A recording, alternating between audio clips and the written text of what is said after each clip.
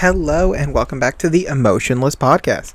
As always, I am your wonderful, exuberantly emotionless host, Logan. So this is part two to the Life Skills Team episode, and we're going to get right into exactly what happened, what caused the trauma, yippity dip dap doobity dap. You know what I mean? Alright, let's see here.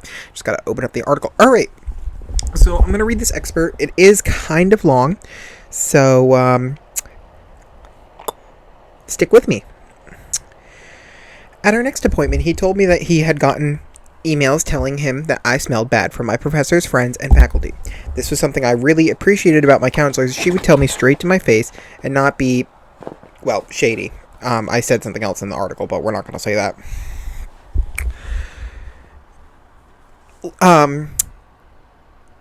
And that I needed to take a shower while he was there. Remember this because it comes into play very soon. And I was like, okay. So he came into my room with me and he was like, okay, do you have socks, underwear, shirt, pants, soap, blah, blah, blah. In my head, this made sense because I was like, okay, he's just making sure everything I need and then he's going to sit on the couch while I take a shower. God, was I so wrong. So he came into the bathroom with me and he had me turn on the shower and warm it up. I started to get sketched out when he hadn't left the bathroom yet, so I wrapped a towel around my waist and began to take my pants and underwear off and was standing in front of this man I barely knew, ass naked.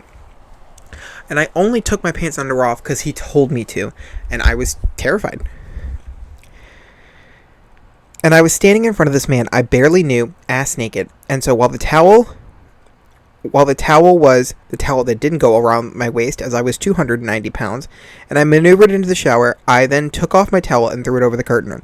I then pulled on both sides of the curtain to close it as much as possible. Furthermore, he left the door to the bathroom open and was sort of wandering around my apartment while I was trying to shower.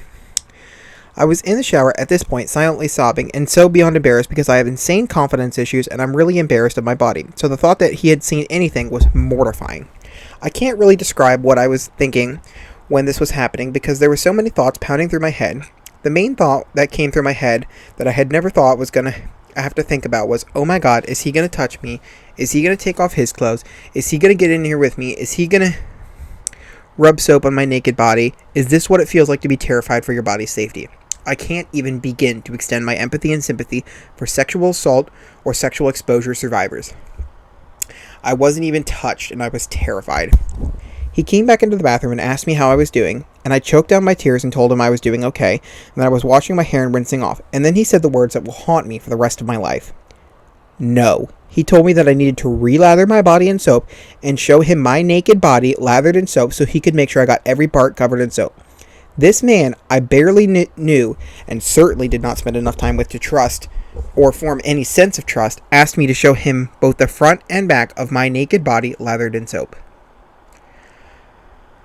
I had to show him my naked body's back with my stretch marks, fat rolls, and pimples. I had to show him the front of my body and hold my hand over my nether regions so that he couldn't see it, which surprisingly he didn't object to.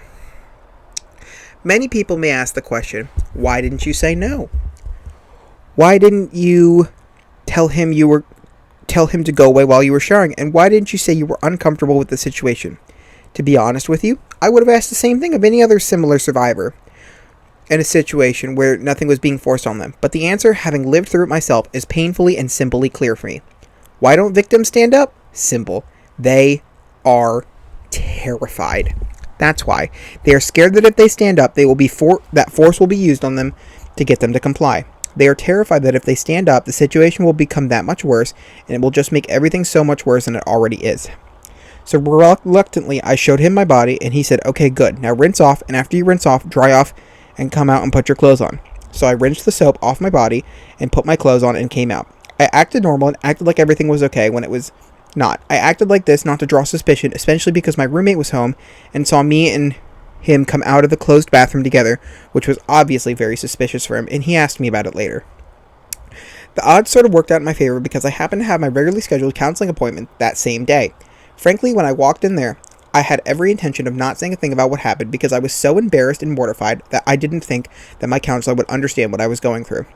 But it came to me in my head that I knew I could trust my counselor and that she would help me break down what happened and feel rational about what happened and make me have some sort of sense or empathy into what happened. This next part is called It's Okay to Not Be Okay. As cliche as it sounds, it's the truth. It's okay to not be okay. It's okay to not feel safe.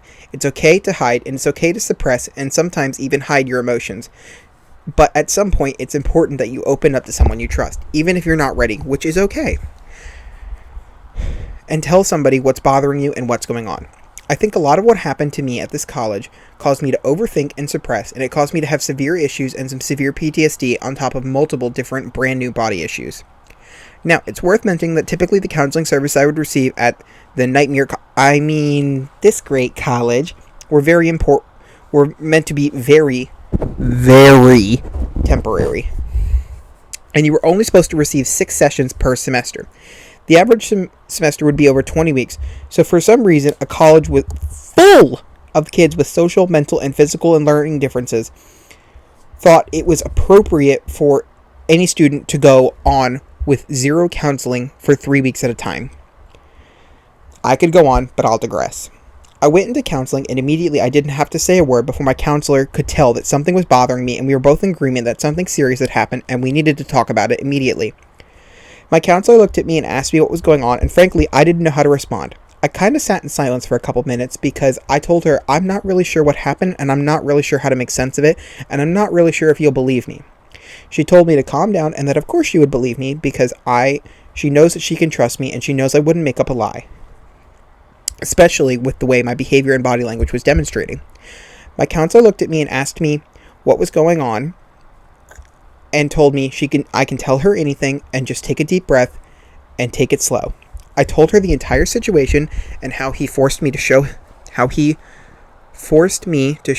him my naked body lathered in soap and showed both the front and back and how I felt like I couldn't do anything. I told her I know it's stupid and that I should have just said something, and she stopped me right there and said, "No, Logan, it's not stupid. You were scared. You were terrified. You didn't understand what was going on and you didn't understand what was happening. That's totally normal, but we do need to talk about this." The next thing she did, in my opinion, was one of the most professional things she could have done, which was to contact her supervisor. She told me that the supervisor wouldn't be back in the building for a little while, so she wanted to break down what happened and fill out an incident report. Before that happened, she had to start asking me by the basic questions. Did he touch you? If yes, where? If yes, how long? If yes, did he use his private parts? Did he touch your private parts? Were there any witnesses, and did he touch anything he shouldn't have?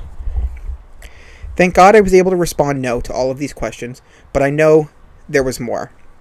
My counselor told me that her supervisor had gotten back in the office early and that we had to go speak with her.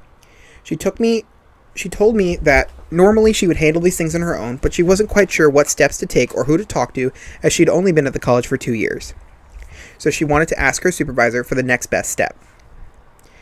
She gave me a big hug, told me it was going to be okay, and held my hand as we walked over there, and I knew I could trust her.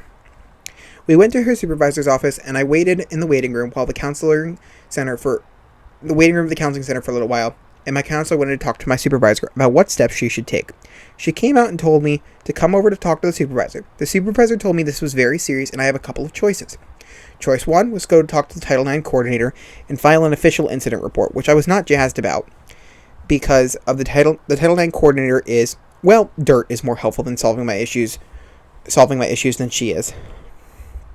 Anyways, I told them I wanted to talk to her because maybe something miraculous would happen. Foreshadowing.